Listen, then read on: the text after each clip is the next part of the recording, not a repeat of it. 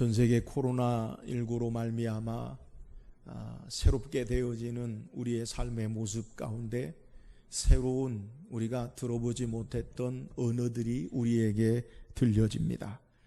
영어로 New Normal이라는 말을 방송에서 또 우리가 신문이나 여러 글에서 읽게 되는데, 새로운 기준, 새로운 일상이라는 그러한 시대에 우리가 살고 있다라고 해서 New Normal이라고 하고, 새로운 기준, 새로운 일상이라고 그렇게 이야기해요.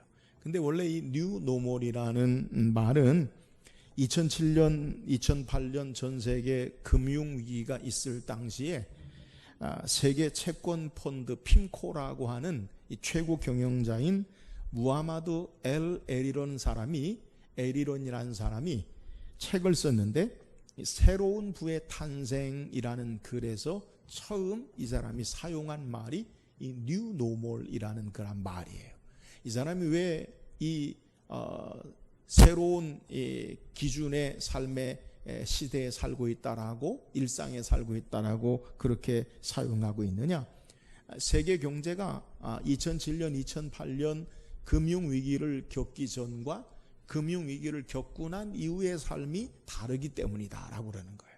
그러니까 2007년, 2008년 이전까지는 전 세계의 개발도상국을 비롯해서 선진국이 이 지속적인 성장을 계속하고, 그리고 이 은행의 금리가 높아지는, 그리고 많은 사람의 고용이 창출되어지는 그러한 시대에 살았다면, 2007년, 2008년 이후에 새로운 부의 탄생의 시대에는 저성장, 예전처럼 그렇게 성장하지 않고요, 저금리, 금리가 경제가 안 좋음으로 금리가 떨어지고, 저물가, 물가가 폭등하는 그러한 시대가 되지 아니하고, 높은 실업률과 정부의 부채가 점점 늘어나고, 그리고 규제가 강화되어지는 이 새로운 질서 아래에 있는 것을 말할 때에 이 New Normal이라고 그렇게 처음 이야기한 거예요. 근데 이 New Normal이라는 새로운 기준, 새로운 일상의 삶이 이 코로나19로 말미암아 완전히 정말 우리의 몸으로 체감하는 이러한 새로운 일상의 모습으로 우리에게 다가와요. 그래서 이 코로나19로 말미암아 많은 사람들이 예측하기는 앞으로 세계화가 점점 무너질 것이다. 지금은 세계 경제를 하나로 했는데 이제는 자국의 선진국 중심의 폐쇄적인 경제 정책이 일어날 것이다 라고 그렇게 이야기하고요. 또한 이 정부의 규제가 힘이 점점 강화되어서 경제를 이끌어 나가는 그런 시대가 될 것이다 라고 그렇게 이야기해요. 우리는 새로운 기준, 새로운 일상의 시대에 살고 있어요. 우리가 이렇게 마스크를 쓰고 예배하는 그러한 모습은 불과 한 5개월 전만 해도 우리는 생각지도 못했던, 상상하지도 못했던 우리의 삶의 모습임을 우리는 알아요. 전혀 예측하지 못하고 또 우리가 생각하지 못한 시대의 삶을 우리가 살고 있다는 거예요. 이런 삶의 모습 가운데 우리의 마음속에 누구나가 가지고 있는 질문이 있어요. 그렇다면 이 새로운 시대, 새로운 기준과 일상에 우리가 어떻게 살아야 하는가라는 질문을 우리는 가진다는 거예요. 변화된 환경과 조건 속에서 어떤 삶을 살아야 하는가라는 것은 우리 개인과 가정과 교회와 국가가 다 같이 고민하고 있는 부분이에요. 우리가 잘 아는 유대인의 탈무드의 글 가운데 이런 말이 있지요. 아이가 배고플 때에 고기를 잡아주지 말고 고기를 잡는 법을 가르쳐주라라는 그러한 글이 있어요. 이 말의 의미가 뭐냐?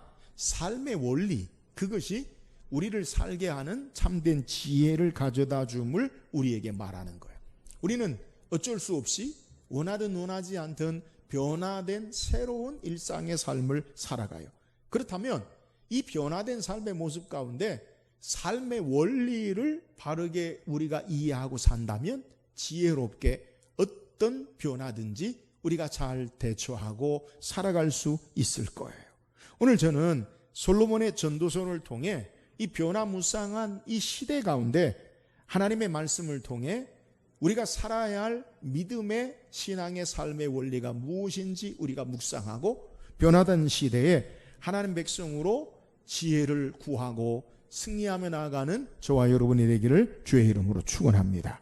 그렇다면 오늘 전도서를 통해 오늘을 살아가는 변화의 시대에 새로운 시대에 어떤 삶을 우리가 살아가야 합니까? 오늘 본 말씀 먼저 11절 한번 읽어봅시다. 11절입니다. 시작. 하나님이 모든 것을 지으시되 때를 따라 아름답게 하셨고 또 사람들에게는 영혼을 사모하는 마음을 주셨느니라. 그러나 하나님이 하시는 일의 시종을 사람으로 측량할 수 없게 하셨도다. 본문에서 하나님이 모든 것을 지으시되 때를 따라 아름답게 하셨다라고 말씀하고 계세요. 오늘 본문에 때를 따라 아름답게 하셨다라는 것은 오늘 성경 1절에서 8절까지의 말씀을 우리에게 받아서 소개하는 거예요. 오늘 1절에 뭐라고 소개하냐면 범사에 기한이 있고 천하만사가 다 때가 있나니. 그러니까 모든 일에는요 기한이 있고 그리고 모든 일에는 때가 있다라고 소개해요. 그러니까 기한과 때라는 말은요 정해진 시간이 있고요 그리고 시간이 흘러서 우리가 시즌, 계절이라고 하는데 어떤 시간의 흐름에 계절에 맞추는 그러한 것을 우리에게 소개해요. 그러니까 모든 우리의 되어지는 일에는 흘러가는 시간의 흐름에 시간을 통한 그 때가 있고 그리고 모든 것이 잘 갖춰지고 맞춰지는 적시, 적기가 있다라는 것을 우리에게 말하고 있다는 거예요. 그래서 2절에서부터 8절까지는 우리가 살아가는 동안에 우리의 삶의 여러 때를 우리에게 소개하는데 2절에 보면 뭐라고 소개하냐면 날 때가 있고 죽을 때가 있으며 심을 때가 있고 심은 것을 뽑을 때가 있으며 죽일 때가 있고 치료할 때가 있으며 헐 때가 있고 세울 때가 있으며 창조적이고 파괴적인 활동을 우리에게 소개하고요. 4절에서는 인간의 감정을 두 가지로 우리에게 소개하고 또 개인적인 것과 대중적인 것을 말하고 5절은 우정과 증오를 말하고 6절은 우리의 소유와 우리의 결심을 다루는 것을 말하고 7절과 8절은 개인과 국가의 삶의 모습을 우리에게 소개하는 거예요. 그러니까 이러한 때, 날 때가 있고 죽을 때가 있고 웃을 때가 있고 슬퍼할 때가 있고 기쁠 때가 있고 또 고난의 때, 어려운 때가 있다. 이러한 때에 관한 것으로 우리에게 소개하면서 정해진 시간 그리고 그것이 꼭 우리에게 시간을 통해서 모든 것이 갖추어진 그 적기를 우리에게 말하고 있어요. 헬라어로 시간의 의미를 두 가지로 우리에게 소개하는데 우리의 시간이 그냥 1월 1일부터 12월 30일까지 흘러가는 쭉 시간, 연대기라고 하는데 헬라어로 크로노스라고 해서 흐르는 시간이 있어요. 그러니까 봄이 지나고 여름이 오고 가을이 오고 겨울이 가는 그러니까 이러한 시간의 흐름에 우리가 살아가는 그 때가 있다는 거예요. 시즌이 있어요. 또 우리에게는 어떤 시간의 의미가 있냐? 헬라어로 카이로스라는 말인데 이 말은 그때 딱 그 시간 그걸 의미해요. 그러니까 우리의 삶에 결정적으로 모든 것이 다 이루어지는 그때 그러니까 흘러가는 시간이 아니라 나의 삶 속에서 의미 있고 삶 가운데 하나님이 그 사건으로 역사하시는 그 시간이 있다는 거예요. 그러니까 이렇게 이해하면 좋겠어요. 갈라디아서 4장에 보면 예수님의 탄생을 바울은 그때라고 우리에게 소개해요. 근데 왜 그때냐? 예수님이 처음부터 이 땅에 아브라함 때 탄생하시거나 다윗 때 오시는 것이 아니라 1세기에 예수님이 오시는 그때가 어떤 때냐? 역사적으로 보면 로마가 세계를 정복해서 모든 길을 로마로 그러니까 정치적인 세계화가 이루어지고요. 그 로마가 1세기 예수님 오시기 전에 3세기 전에 알렉산더 대왕으로 말미암아 세계가 언어가 헬라어가 전 세계의 당시에 유럽을 중심한 전 세계의 언어가 하나의 언어로 되어지는 역사가 나타나요. 그러니까 모든 언어나 그리고 정치적으로 하나 되어서 예수 그리스도가 오셔서 복음이 확장되어지는 그때에 예수님이 오셨다. 그러니까 이걸요 카이로스라고 그렇게 이야기해요. 그러니까 하나님이 우리 인생을 다루실 때는 이 두 가지를 통해서 그 때를 통해서 우리의 삶을 있게 하신다는 거예요. 그러니까 시간적인 우리의 삶의 여러 일들을 하나님께서 진행하시기도 하시고, 또 하나님이 모든 것을 이루시는 그 사건이나 일들을 통해서 우리의 삶 가운데 일하시고 역사하신다는 거예요. 그래서 오늘 솔로몬은 2절에서 8절까지 그 때에 대해서 소개하는데, 2절에서 8절까지의 성경의 내용을 자세히 살피면 두 가지 패턴으로 우리에게 소개해요. 하나는 긍정적인 면, 하나는 부정적인 면. 이걸 동시에. 그래서 날 때가 있고 죽을 때가 있으며, 긍정적인 면과 그리고 부정적인 면, 이걸 두 가지로 소개해요. 그래서 14가지의 긍정과 부정을 통해 28가지의 인생의 삶의 때를 우리에게 소개하는 거예요. 그러니까 우리를 어떻게 하나님이 다루시느냐, 여러분 우리의 삶의 여러 변화가 여러 가지 시간이라는 그 때와 그리고 모든 것에 일어나는 그 사건의 적시적기에 되어지는 그 시간대를 통해서 우리의 삶을 다뤄 나가신다라는 것, 이것을 우리에게 소개하는 거예요. 그런데 이 긍정적인 모습과 부정적인 모습을 반복해서 14가지로 반복해서 우리에게 소개하는데, 인생의 삶이 항상 좋은 것만 있는 것이 아니고 인생의 삶이 항상 나쁜 것만이 있는 것이 아님을 우리에게 소개하는 거예요. 사랑하는 여러분, 우리가 기억할 것, 이 변화의 시대에 새로운 일상과 기준의 시대에 우리가 기억할 것이 뭐냐, 우리는 때로 어렵고 힘든 일이 반복되고 어두운 시간을 보낼 때가 있어요. 모든 사람이 지금이 바로 그때다라고 그렇게 말하고 있는 거예요. 그러나 어두움과 고통의 시간만 있는 것이 아니라 밝은 시간에 빛의 시간이 있고 즐겁고 기쁜 시간도 온다라는 사실을 우리가 기억해야 돼요. 그래서 기독교는요, 운명 결정론이 아니에요. 그러니까 정해진 운명에 우리의 삶이 그냥 그대로 간다, 그런 게 아니에요. 삶의 다양한 변화와 조건 가운데서 우리의 삶이 되어지고 사라진다라는 것을 우리에게 교훈하는 거예요. 그러므로 우리는 우리의 삶의 때, 기쁠 때나 슬플 때나 고난이나 즐거울 때나 그곳에 우리의 마음을 두는 것이 아니라, 오늘 성경 기자는 우리에게 뭐라고 소개하고 있냐면 11절에 다시 하나님이 모든 것을 지으시되 때를 따라 아름답게 하셨고 또 사람들에게는 영원을 사모하는 마음을 주셨느니라. 변화의 삶에 우리의 마음을 두지 아니하고 변하지 않는 영원한 것을 우리가 바라보는 마음을 하나님이 허락하셨다는 거예요. 그러니까 인생의 삶이 왔다 갔다 오르락 내리락 거기에 우리의 마음이 있는 게 아니라 정말 영원한 변하지 않는 그것에 우리의 마음을 두어지게 하시고, 그리고 하나님이 이 모든 것을 시종을 처음과 끝을 알 수 없도록 하셨기 때문에 우리에게 어떤 마음을 주시느냐, 그 하나님, 우리가 모르는 우리의 삶에 하나님을 신뢰하고 의지하며 살도록 역사하시는 것을 우리에게 소개하는 거예요. 삶의 조건과 환경 가운데 우리의 마음을 두지 않고 영원하신 신실하신 변함없으신 하나님을 사모하고 바라보고 살아야 한다라는 사실을 우리에게 교훈하는 거예요. 우리는 우리의 내일의 삶이 어떠할지 우리는 알지 못해요. 예측할 수 없고 변화가 가득한 세상 가운데 우리는 그러므로 이 세상을 보는 게 아니라 영원하신 참되신 신실하신 하나님을 바라보고, 우리의 내일을 알 수 없기 때문에 그 하나님만을 삶을 의지하고 신뢰하는 것이 아니라 하나님을 신뢰하고 의지하며 살아야 한다라는 사실을 우리에게 소개하는 거예요. 사랑하는 여러분, 우리가 살아가면서 기쁜 일도 있고요, 힘든 일도 있을 수 있어요. 여기에 우리의 마음을 빼앗지 말고 영원하신 변치 아니하시는 신실하신 하나님을 신뢰하고 의지하며 이 변화의 시대에 이 새로운 일상의 지혜를 가지고 사는 저와 여러분 되기를 주의 이름으로 축원합니다. 또한 이 새로운 일상에 우리는 어떤 지혜를 가져야 합니까? 12절 한번 읽어보세요. 12절입니다. 시작. 기뻐하며 선을 행하는 것보다 나은 것이 없는 줄을 내가 알았고.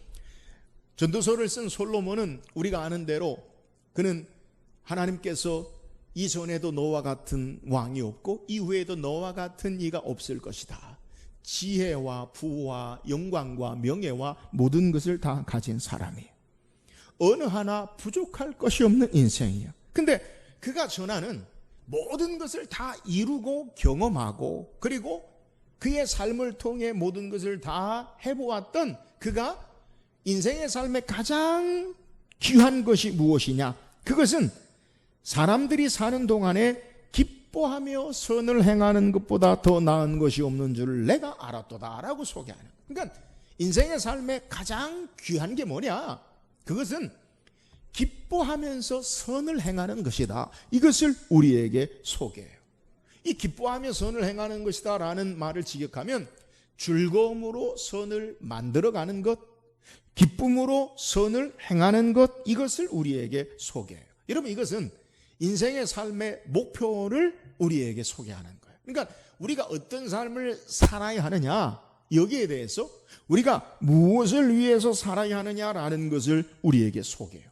삶의 목표가, 가장 귀한 삶의 목표는 기쁨으로 선을 이루는 것, 즐거움으로 선을 만들어가는 인생이 가장 귀한 삶이다라고 우리에게 소개하는 거예요. 여러분, 우리가 이 땅에 여러 가지 변화무쌍한 세대 가운데 어떤 삶을 살아야 하느냐? 삶의 목표가 바르게 돼야 돼요. 변화하는 세대 가운데 이 목표가 흔들리면, 그러면 우리는 혼란 속에 빠지고 마는 것임을 우리는 깨달아야 돼요.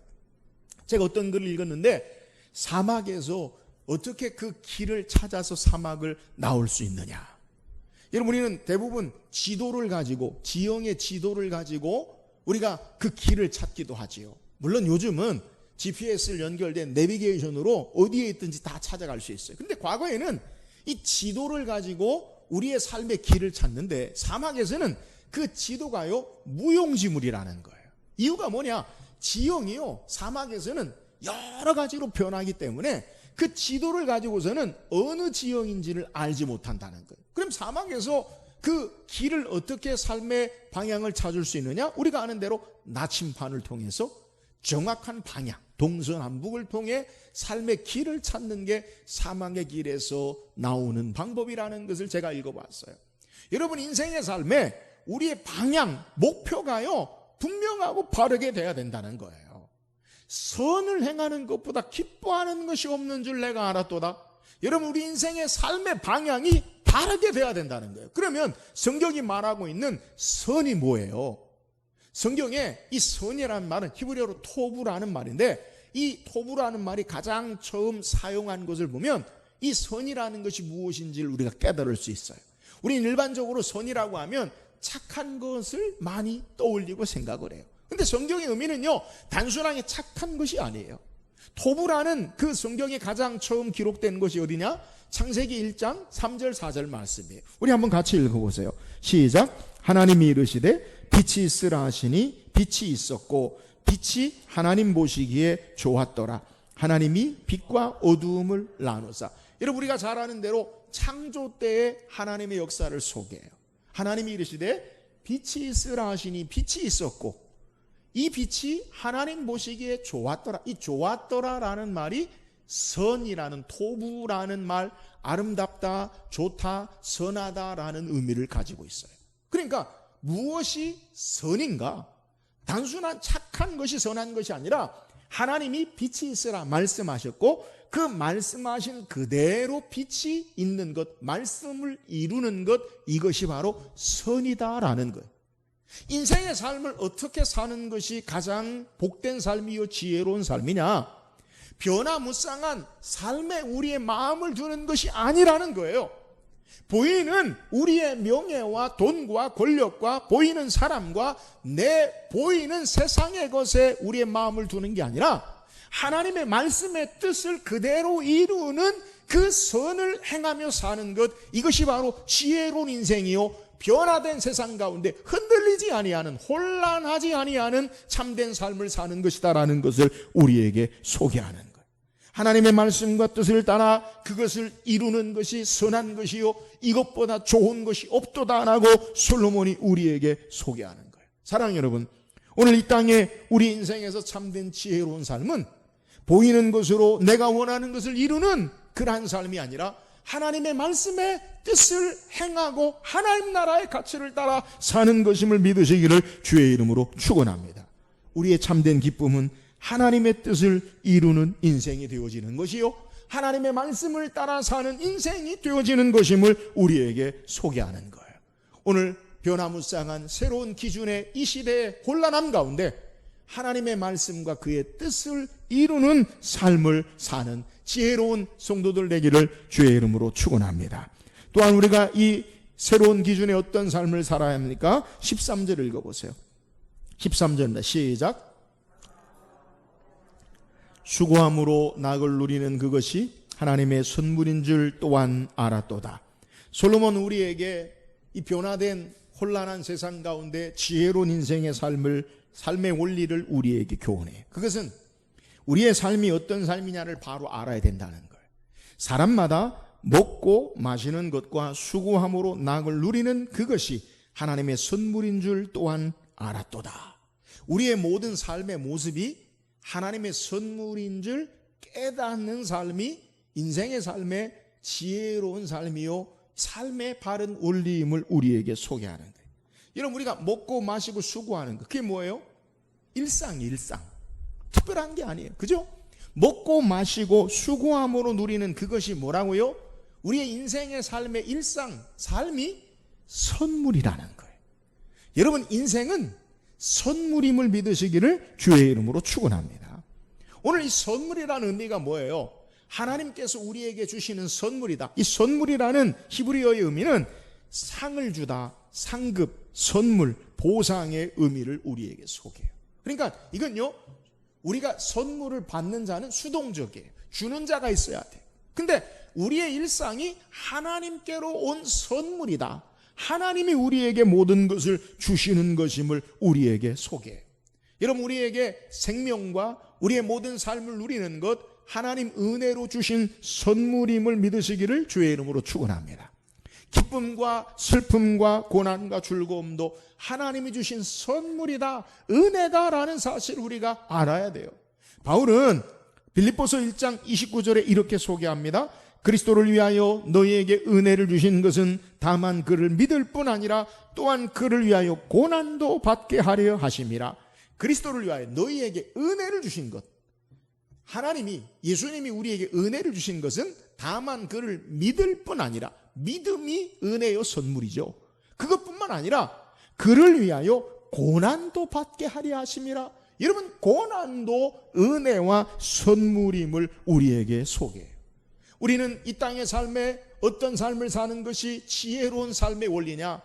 여러 가지 변화된 세상 가운데 어떤 우리의 삶의 원리를 가지고 살아야 되느냐? 하나님의 백성들은 모든 것을 선물로 받은 자요, 은혜로 받은 자임을 아는 것이 삶의 지혜의 원리임을 우리에게 소개하는 거예요.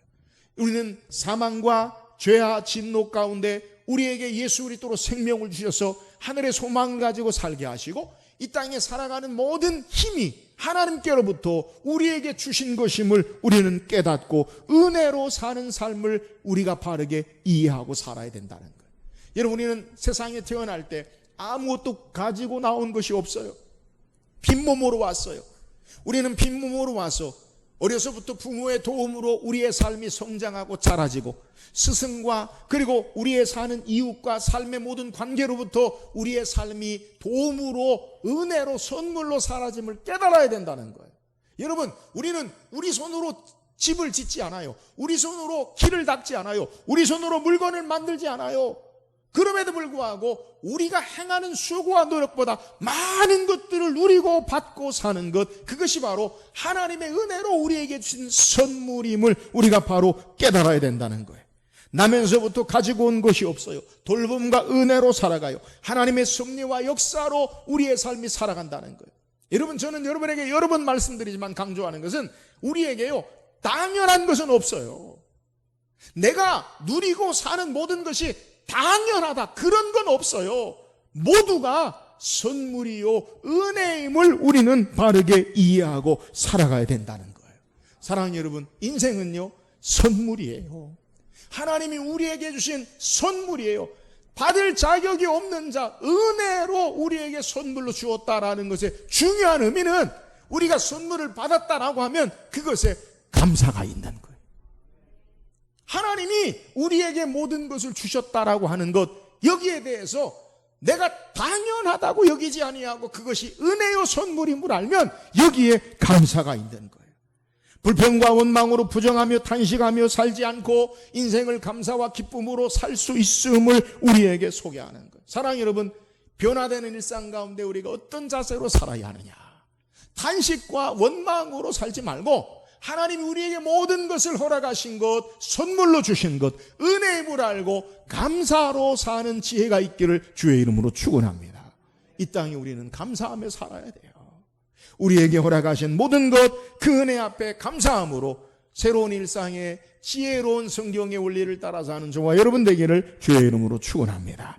또한 새로운 일상 우리가 어떤 삶을 살아야 합니까? 14절 읽어보세요. 14절입니다. 시작. 하나님께서 행하시는 모든 것은 영원히 있을 것이라 그 외에 더할 수도 없고 그것에 더할 수도 없나니 하나님이 이같이 행하심은 사람들이 그의 앞에서 경외하게 하려 하심인 줄을 내가 알았도다. 여러분, 하나님이 행하시는 것은 영원해요. 그는 무한한 전능하신 능력으로 이 땅의 모든 것을 이루시는 분이에요. 하나님이 행하신 일에 더하거나 덜할 수 없다. 여러분, 우리의 힘으로 하나님이 행하시는 것을 막거나 아니면 제한하거나 덜할 수 없어요. 전능하신 하나님의 절대 주권을 우리에게 말하는 거예요. 하나님의 무궁한 지혜와 섭리와 역사하심 가운데 우리의 삶을 이끌어 나가시고 행하시는 거예요. 그러므로 지혜로운 자는 이 모든 일에 하나님의 절대 주권을 인정하고 그리고 이 땅에 하나님의 뜻을 따라 하나님을 경외하며 사는 자가 되어야 함을 우리에게 소개하는 거예요. 하나님이 행하시는 것을 우리가 어떻게 감당할 수 있어요? 우리는 작은 바이러스로 말미암아 온 세계가 어려움과 고통 가운데 빠져요. 물론 모든 일에는요, 긍정과 부정의 일이 동시에 있어요. 한 일을 너무나 나쁘다라고 말할 수도 없고 한 일을 너무나 옳다 좋다라고 말할 수 없는 것. 우리는 속단하고 무례하게 그것을 정죄하고 판단할 수는 없어요. 여러분, 코로나19로 말미암아 우리가 알 수 없어요. 그잖아요. 알 수 없어요. 아직도 이 치료를 회복하려면 적어도 1년에서 2년이 있어야 된다라고 그렇게 이야기해요. 근데 이러한 삶의 모습 가운데 우리가 할 수 있는 것이 뭐예요? 없어요. 그잖아요. 할 수 있는 것들이 너무나 무력해요. 여러분, 하나님이 우리의 삶을 다루어 나가실 때 우리는 그것을 더하거나 덜할 수 없어요. 그래서 우리는 어떤 삶을 살아야 하느냐? 하나님의 뜻을 따라서 하나님을 경외하면서 신앙의 삶을 사는 자, 하나님의 역사하심 앞에 두려움과 책임의식으로 그의 뜻을 구하며 사는 자가 되어져야 한다는 거예요. 이것이 바로 하나님을 경외하는 거예요. 성경에 하나님을 경외하는 자를 꼽으라고 한다면 저는 여러분에게 요셉에 대해서 말씀드리고 싶어요. 요셉이 어떤 삶을 살아요? 창세기 39장에 보면 보디발의 집에 가정 총무로 있다가 보디발의 아내가 그를 유혹하죠. 날마다 눈짓하고 이 집에 너와 나밖에 없다, 나와 동침하자. 보디발의 아내의 유혹에 요셉이 어떻게 이야기합니까? 어찌 이 큰 악을 행하여 하나님께 득죄하리까? 여러분, 요셉은요, 그의 삶이 하나님 앞에 있어요. 하나님을 경외하고 두려워하며 책임된 삶을 고백하는 거예요. 아무렇게나 그의 삶의 모습, 자신의 몸을 유혹에 세상에 던질 수 없는 것은 그가 하나님의 역사하심을 바라보고 하나님을 경외하는 삶을 살았기 때문인 것을 성경이 우리에게 소개해요. 왜요? 하나님이 요셉에게 꿈을 보여주셨잖아요. 이 꿈은 오늘의 꿈이 아니라, 우리의 꿈이 아니라 성경의 꿈은 하나님의 계시예요. 하나님이 그를 통해 이루시기 원하시는 하나님의 뜻을 보여주신 거예요. 하늘의 해와 달과 별들이 절하고 곡식단을 둘러싼 것들이 그에게 절하는 것, 하나님이 그를 높여서 하나님이 존귀하게 하시고 하나님의 뜻을 이루기 위한 꿈을, 하나님의 뜻을 그에게 보여줬어요.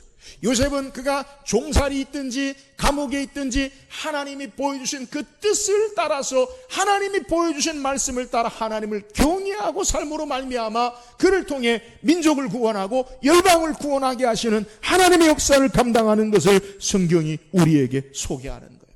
그가 하나님을 경외함으로 하나님께서 그를 존귀하게 하시고 높이심으로 하나님의 뜻을 이루는 자가 되어지는 것, 그 이유는 그는 하나님을 의식하고 하나님을 경외하는 자임을 우리에게 소개하는 거예요. 사랑하는 여러분, 변화된 시대 가운데, 세상 가운데 우리가 어떻게 살아야 합니까?